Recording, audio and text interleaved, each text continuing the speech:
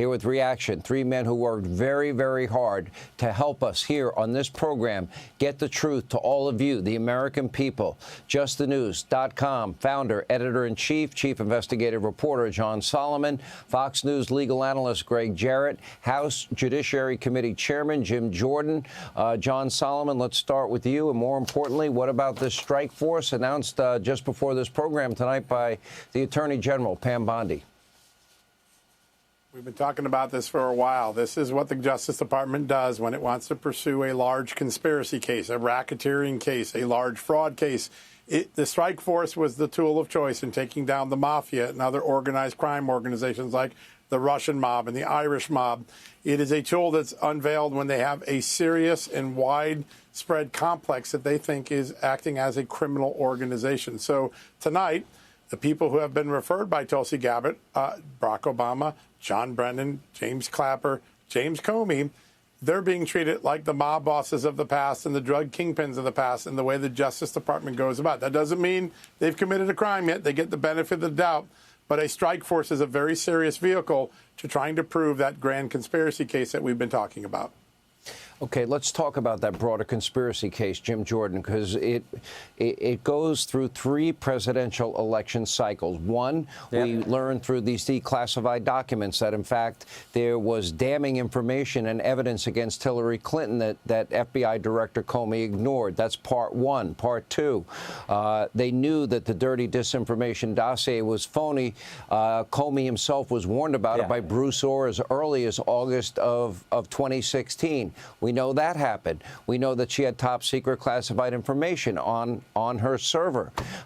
Again, ignored. Then they used the dirty dossier to secure 4 FISA warrants. Again, should never have happened. They're putting cinder blocks on the scale of an election. Fast forward to 2020. We had a very real Hunter Biden laptop verified to be authentic by the FBI in March of 2020. They start a process of going weekly and meeting with big tech companies. They meet with the big tech companies every single week. They knew that this information would be released. They knew that Rudy Giuliani's then attorney, Bob Costello, had a copy of it, and they would drop it. Okay, sure enough, it gets dropped in October. A huge story, but it gets suppressed because when the FBI that had the answer, that had been meeting with big tech, and big tech people like Mark Zuckerberg and the head of Twitter, Jack Dorsey at the time, is this what you've been warning us about? The answer was no answer, even though they could have corroborated its authenticity. Then for the 2024 election, what was all the weaponization against Donald Trump? Wasn't that to destroy him and any chance of coming back and becoming president again? Are we looking at a conspiracy potentially? Is this what the investigation is into 3 presidential elections and all these shenanigans by deep state operatives? Yeah, we are, and it all started back in 2016 and 2017. And as you said, Sean, you were on top of this, John, Greg, everyone was on top of this and had some of these facts. But the one thing we got wrong is it was worse than we thought, because now we know it did, in fact, go all the way to the White House, all the way to the President of the United States. And at his direction, these key players, Brennan, Clapper, Comey, they're all there, and they decide we're going to change the report. We're going to change the intelligence community assessment. We're going to rely on a document that they already knew was baloney, the dossier. And your point is exactly right. Think about what the FBI allowed to happen in 2016 and 2020. In 2016, they allowed the public to believe the dossier was real, even though they knew at the time it was bogus. In 2020, they allowed the public to believe the Hunter Biden laptop is a Russian information operation when they had the laptop and they knew it was true. And then in 2022 through 2024, they allowed Jack Smith's crazy investigation to go on as if President Trump had done something wrong. So you're right. All 3 elections, they allowed the country to believe things that were not accurate and see things that were not true. But it all started here, back on December 9th, in that room, in the White House. The key players are there, and they hatched this plan. President Trump has won the election, but we're going to go after him now. We're going to undermine his presidency, and we're going to start on that important date you had in your monologue, January 6, 2017, when they released the new report, the manufactured report, and they go to Trump Tower, and they brief the president. He thinks he's getting a defensive briefing, but Comey tells him about the dossier. Again, the dossier he knows is false. He tells him about it, and then that gets leaked to the press, and thereby giving it credibility. That's how bad this was. So God bless Tulsi Gabbard and the work she's doing for sending this to the Attorney General. Now it's time to hold people accountable. So, Gregg Jarrett, from a legal standpoint, when you have the intelligence community assessment and you had the dirty dossier that they knew was phony, and James Comey used that as the bulk of information, he signed 3 of the 4 FISA warrants. That's over a 9-month period of time after they got rid of Christopher Steele, knew it was false, knew it was not corroborated. He never went back to the courts to tell them that the information provided was inaccurate and untrue, as the law required. So, why did they reject the career intelligence officer's assessment? Why did they demand a new assessment? Barack Obama, according to Tulsi, is the one that ordered it. Who should be scared tonight? All of the people you've identified. Comey, Clapper, and Brennan, the sort of 3 stooges of Obama's national security team. Obama himself. Biden was in on some of the meeting.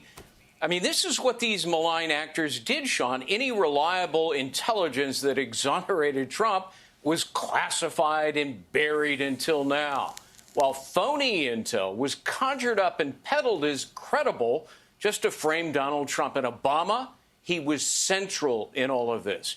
He was told at the outset that Hillary invented the false collusion narrative to smear her opponent. The intelligence community totally rejected it as bogus, finding that Russia did not meddle to help Trump. Obama could have stepped forward, done the right thing, told the American people the truth.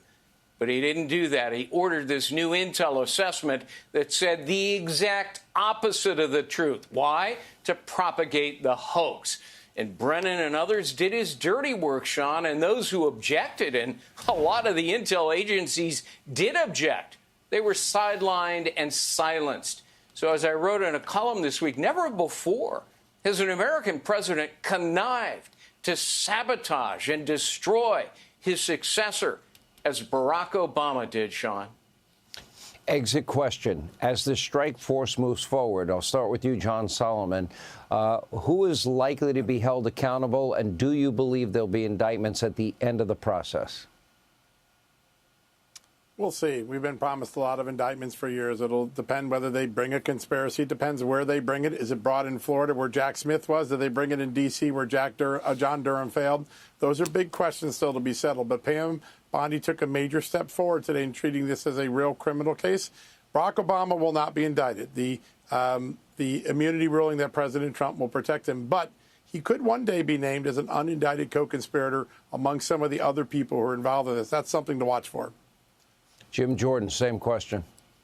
John Brennan, when he testified in front of the Congress, Chairman Gowdy asked a series of questions. I think he was not square with the Congress when it's specifically about the dossier. I went back and read some of that transcript. There was a clip played earlier today on your fine network. I think John Brennan misled the Congress, which you're not supposed to do.